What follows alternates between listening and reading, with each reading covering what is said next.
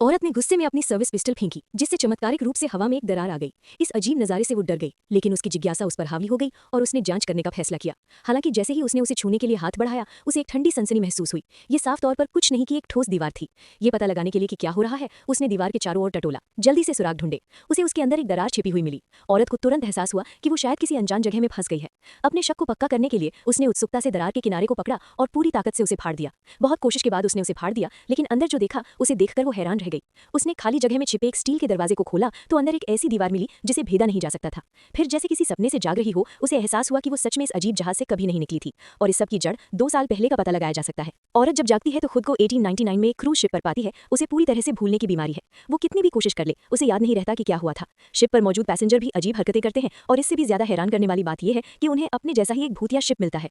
सच जानने के लिए बेचैन औरत शिप में सुराग ढूंढना शुरू करती है, लेकिन खुद को टाइम ट्रैवल भी कभी न खत्म होने वाले चक्र में फंसा हुआ पाती है। अनगिनत कोशिशों के बाद उसे पता चलता है कि हर केबिन का दरवाजा एक बिल्कुल अलग जगह पर ले जाता है। ये दुनिया एक सपने जैसी है जो असलियत और धोखे के बीच की लाइन को धुंधला कर देती है। अजीब बात यह है कि वो अपने दिमाग से सब कुछ कंट्रोल कर सकती है। और भी ज्यादा अचानक उसका पति भी उसी टाइम ट्रैवलिंग की मुश्किल में फंसा हुआ है। आह वे की लगातार खोजबीन से उसे एक छोड़ा हुआ कुआं मिलता है। कुएं में एक अकेली कब्र है और कुएं के नीचे एक छिपी हुई जगह में उसका बीटा बैठा है। बातचीत के बाद आह वे को आखिरकार अपनी याददाश्त वापस मिल गई। पता चला कि लड़के को बचपन से ही एक अजीब बीमारी थी। अपने बेटे की चेतना को बचाने के लिए कपिल ने सपनों की दुनिया बनाने में कोई कसर नहीं छोड़ी, लेकिन रास्ते में एक हादसा हुआ जिससे दोनों की यादें चली गई और वे सपनों के इस कभी न खत्म होने वाले चक्र में फंस गए। अपनी पत्नी को जगाने के लिए आह वेई ने उसके सपने में जाने का रिस्क लिया, लेकिन उस औरत को अपने सामने इस जाने पहचाने लेकिन अनजान चेहरे की कोई याद नहीं थी। बेबस आह वेई के पास उसे अपने पुराने घर वापस ले जाने के अलावा कोई चारा नहीं था।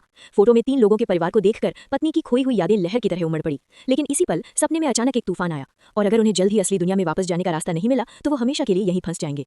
खुशकिस्मती से उस अहम पल में पत्नी जिसे अपनी याददाश्त वापस आ गई थी को अचानक भागने का एक रास्ता याद आ गया।